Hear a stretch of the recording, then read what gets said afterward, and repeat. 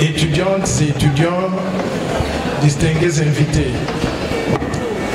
Je suis très heureux d'être ici pour partager avec vous ce moment unique dans votre vie, l'obtention de diplôme de cycle universitaire. Je pense que beaucoup de personnes ne savent pas ce que ça veut dire obtenir un diplôme de fin de l'université. C'est un moment que vous n'allez plus jamais revivre. Ça caractérise la première étape des succès dans votre vie.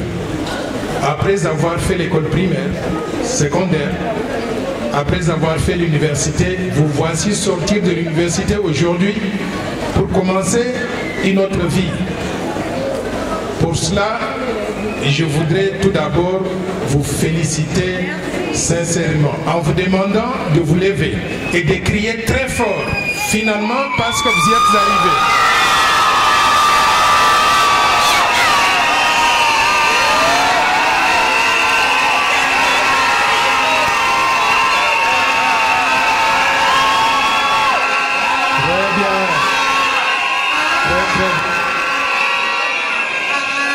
Mais parce que vous avez réussi cette étape de la vie, il est important d'être reconnaissant à un certain nombre de personnes.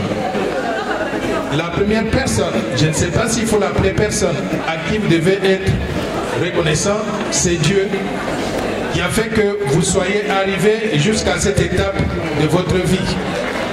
Malgré la pandémie qui nous a tous terrorisés pendant les 2 dernières années. Pour cela, soyez reconnaissants à Dieu de nous avoir tous gardés et protégés. Mais vous devez aussi exprimer votre gratitude à l'égard d'un groupe de personnes assez uniques dans la vie de chacun de nous, nos parents.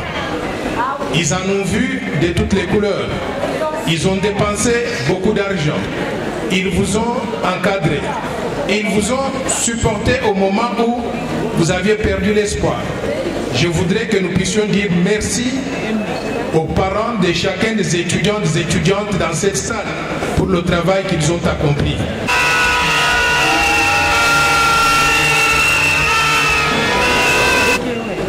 Je suis particulièrement fier de vous. Pourquoi? Parce que quand on parle de terminer les études universitaires, vous qui êtes au pays, qui avez étudié ici, peut-être que vous ne réalisez pas l'importance. Est-ce que vous me suivez ou bien vous parlez entre vous-mêmes? Allô? Si vous pouvez m'accorder quelques minutes et cesser de vous parler entre vous-mêmes, je crois que ce moment sera plus utile pour vous et pour l'avenir. Parce qu'on en profite pour vous prodiguer des conseils. Nous qui avons été là où vous êtes, pour que nous puissions arriver là où nous sommes aujourd'hui, il y a des choses que nous avons faites et il est important que vous puissiez les connaître pour que vous puissiez aussi évoluer sur les mêmes pas. Tout à l'heure, le révérend Wabantou vous a parlé de quelque chose qui me tient beaucoup plus à cœur. Et je voudrais répéter cela. Nous sommes dans un pays où 85% de la population se trouve au chômage. Quand on dit 85% de la population se trouve au chômage, ça veut dire que littéralement tout le monde est au chômage. Même ceux qui vont dans des bureaux, ils y vont.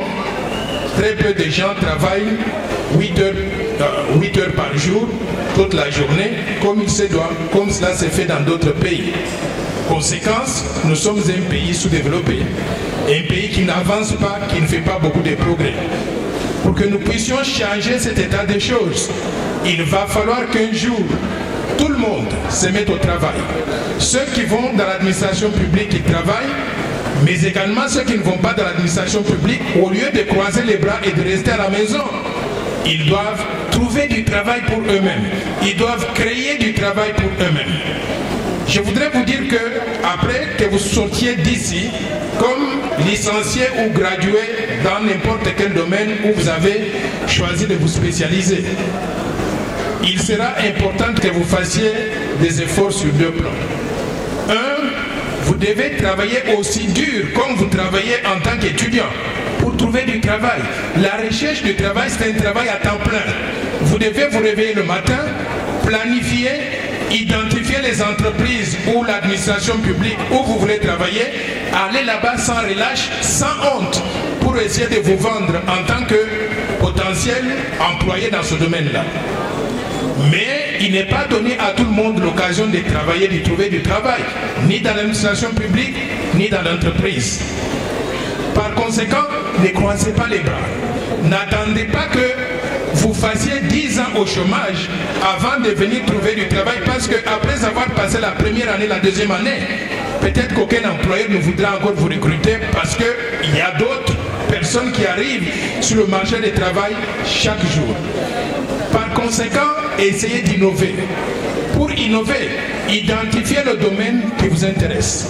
Essayez de travailler dans ce domaine-là à petite échelle, jusqu'à ce que vous deveniez une grande personne ou peut-être une grande entreprise dans le domaine que vous avez choisi, où vous devez donc vous spécialiser. Et je voudrais vous répéter une chose, il n'y a pas de sous-métier. Vous avez entendu le révérend Wabantu tout à l'heure vous dire que quand il était étudiant en Belgique, il faisait ceci, il faisait cela. Je voudrais lui apprendre une leçon. Moi, j'ai fait plus que vous. J'ai fait littéralement tout. J'ai fait le babysitting, garder les enfants d'autrui. J'ai été bûcheron, travaillant dans la forêt. J'ai été jardinier. J'ai travaillé dans les vendanges. J'ai travaillé la nuit dans les banques pour faire ce qu'on appelle le processing des cartes de crédit. J'ai littéralement fait tout. Il n'y a pas de ce métier. Mais il faut savoir pourquoi vous faites ces choses-là. Si vous allez à l'étranger ou vous restez au Congo et vous commencez à travailler dans ces petits métiers pour gagner de l'argent et vous en faites votre spécialité toute votre vie, c'est que vous n'avez pas vu de lumière. Ce que vous devez faire, c'est avoir une vision de ce que vous voulez faire et utiliser ces étapes intermédiaires-là comme étant des étapes à franchir pour vous préparer à devenir quelque chose que vous avez toujours souhaité devenir. Par conséquent, travaillez dur, quel que soit le métier que vous allez vous choisir, mettez-y donc assez de temps, surtout soyez persévérants. Ne tombez pas dans l'erreur de penser qu'au premier échec que vous allez rencontrer dans votre vie, vous devez abandonner. Il n'y a pas de ce métier, mais il faut y mettre suffisamment de temps et suffisamment d'endurance et de persévérance pour arriver à réussir. À supposer maintenant que vous trouvez du travail dans l'administration publique ou dans une entreprise, ne faites pas comme tout le monde. Tout le monde va au travail de 7h30 pour quitter donc à 17h, n'est-ce pas? Si vous voulez réussir, vous devez mettre plus de temps et plus d'efforts que n'importe quelle personne dans votre environnement. Moi, je vous dis que quand j'ai travaillé par exemple dans une banque à New York, on venait au travail à 8h du matin. On est supposé quitter à 17h. Mais je ne quittais pas mon travail jusqu'à entre 20h et 22h. Chaque jour, vous devez travailler beaucoup plus que les autres pour arriver à montrer que vous êtes le meilleur, à exceller dans le domaine où vous êtes. Je voudrais aussi vous dire que pour réussir dans la vie, il y a un certain nombre de choses que vous devez faire. La première des choses, vous devez aimer ce que vous faites. Ne faites pas un travail parce qu'on vous a demandé de le faire. Si vous aimez ce que vous faites, vous pouvez y mettre du temps et vous pouvez faire tous les efforts possibles pour être le meilleur dans ce domaine-là. Deuxième chose, vous devez vous aimer vous-même. Quand on s'aime soi-même et on aime son travail, on se regarde dans le miroir, on ne voit pas le temps passer. On peut y rester pendant toute une journée et recommencer la deuxième journée. Pourquoi? Parce que c'est ça qu'on aime, qu'on voudrait faire. Mais au-delà de cela, vous devez aimer votre famille. Vous travaillez pour un objectif. Vous travaillez pour gagner de l'argent pour aller dans des bars. Vous perdez votre temps. Si vous travaillez pour un objectif, vous voulez aider votre famille, les parents qui vous ont soutenu, votre femme, votre époux, mais aussi vos enfants, vous devez les prendre en charge. Si vous avez cet amour-là de vous-même et de votre famille, vous pourrez maintenant disposer d'un peu plus d'amour aussi pour votre pays. Pour votre pays, je vous invite tous, ou je nous invite tous, à protéger deux choses essentielles que vous ne devez pas oublier. Ces deux choses sont lesquelles? La souveraineté nationale, l'intégrité territoriale de la République démocratique du Congo, La souveraineté nationale, elle est importante. Pourquoi? Parce que, pourquoi est-ce que Patrice Emery Lumumba et les martyrs de l'indépendance sont morts? C'est pour nous léguer un pays que nous, Congolais, nous allons gérer nous-mêmes. Pas un pays qui sera géré par des gens venus d'ailleurs.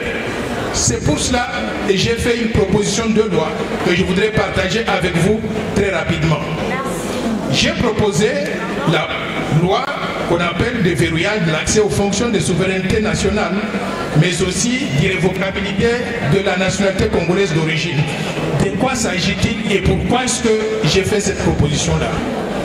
Vous vous rappelez qu'en 1996, il y a eu des troupes, des militaires venus du Rwanda, de l'Ouganda, qui sont venus à se battre sur le territoire congolais pour amener Mzee Laurent Désiré Kabila au pouvoir. Et pour combattre ces troupes-là, nous avons fait venir par la suite les troupes venues du Zimbabwe, de la Namibie, de l'Angola. Mais toutes ces troupes étrangères ont été rejointes sur le sol congolais par des militaires venus de tous les pays du monde, venus dans le cadre de la MONUC et aussi de la MONUSCO. C'est-à-dire cette mission des Nations Unies de maintien de la paix en République démocratique du Congo. Tous ces militaires étrangers se sont accouplés avec des femmes congolais ou avec des hommes congolais, donnant naissance à des millions d'enfants qui sont congolais et nous les acceptons tous comme étant les nôtres. Ils sont congolais pourquoi? Parce que l'un de leurs parents est congolais, mais l'autre parent est étranger. Maintenant, la constitution congolaise, qu'est-ce qu'elle dit? La constitution congolaise dit que pour être candidat à la présidence de la République ou aux fonctions de souveraineté, il faut être quoi? Il faut être congolais d'origine, c'est-à-dire congolais de père et de mère ou congolais de père ou de mère. C'est ça la constitution actuelle. Et moi je propose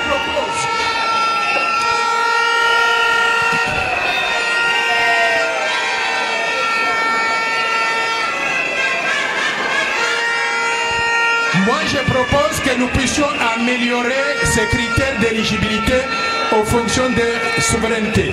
Je propose que les postes de souveraineté, je vais les énumérer tout à l'heure, soient réservés exclusivement aux Congolais d'origine nés de père et de mère congolais. Il y a une raison pour ça, c'est pour éviter des loyautés partagées entre la RDC et d'autres pays étrangers. Par exemple, un président de la République qui aurait un parent congolais et un parent étranger, par exemple ougandais ou rwandais. En cas de conflit entre les deux pays, il serait dans l'embarras de prendre des positions, des décisions exclusivement en faveur de la République démocratique du Congo. Pour éviter ce conflit d'intérêts, nous voulons que ces postes-là soient réservés exclusivement aux Congolais qui soient nés de père et de mère congolais, qui seraient 100% loyaux à la République démocratique du Congo. Vous m'avez entendu? Maintenant, il y a un deuxième aspect de la proposition de loi que nous faisons. Ce deuxième aspect, c'est lequel? C'est l'irrévocabilité de la nationalité congolaise, que nous voudrions qu'elle remplace l'exclusivité qui est contenue dans la constitution actuelle en ce qui concerne la détention de la nationalité congolaise. La constitution actuelle, elle dit quoi? Elle dit que quand on est congolais, on ne peut pas avoir une autre nationalité étrangère. Mais j'ai vécu dans la diaspora. Il a vécu dans la diaspora. Dans le Maryland, nous avons tous les deux vécu là-bas. Mais pour travailler dans ces pays-là, dans certaines fonctions, certains pays exigent que les gens aient ce qu'on appelle des papiers, être autorisés à travailler dans le pays. Ces papiers vont de green card ou bien la carte verte jusqu'à détenir la nationalité du pays où le Congolais donc vit. Par conséquent, la constitution actuelle de la République démocratique du Congo dit qu'à la minute que vous optez pour une nationalité belge, française, américaine, ainsi de suite, vous perdez la nationalité congolaise. À cause de cela, nous avons 10 millions de nos compatriotes qui ont perdu la nationalité congolaise. 10 millions, c'est comme la population du Congo-Brazzaville, plus le Gabon, plus le Burundi, plus la République centrafricaine. Quel est ce pays du monde qui accepte de perdre autant de nationaux, ses fils et ses filles à lui, au profit des pays étrangers, parce qu'ils ont obtenu donc des papiers qui leur permettent de vivre dans des pays étrangers? D'où nous disons, nous allons remplacer ce principe d'exclusivité de la nationalité congolaise par l'irrévocabilité de la nationalité congolaise d'origine, c'est-à-dire on est né congolais, on vit congolais, on meurt congolais, on sera enterré congolais et personne ne peut perdre la nationalité.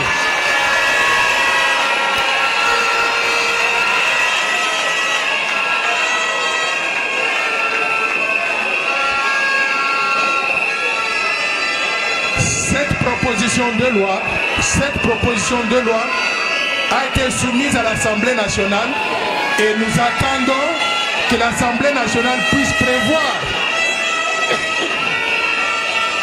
Nous attendons que l'Assemblée nationale puisse prévoir les débats sur cette proposition pour que tout le monde soit édifié et qu'à la fin de compte, qu'on arrive donc à voter la loi pour qu'elle entre donc en vigueur.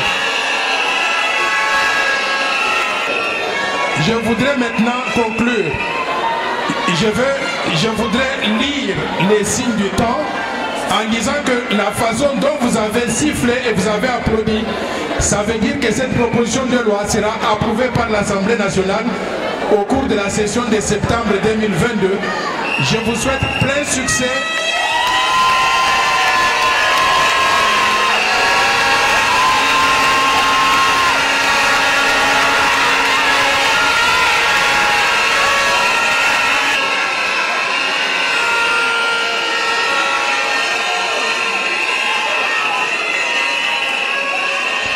Je vous souhaite plein succès dans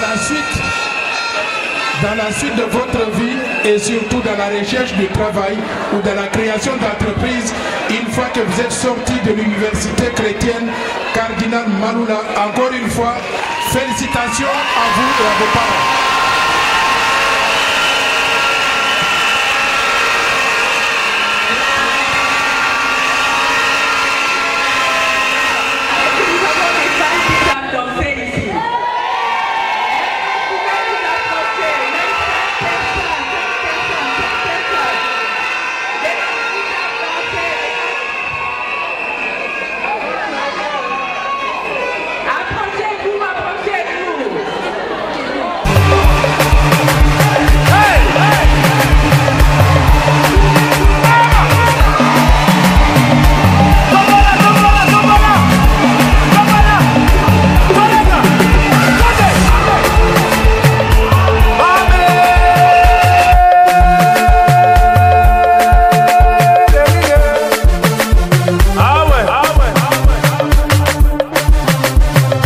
Monsieur, faut pas paniquer, tu sais, elle commence.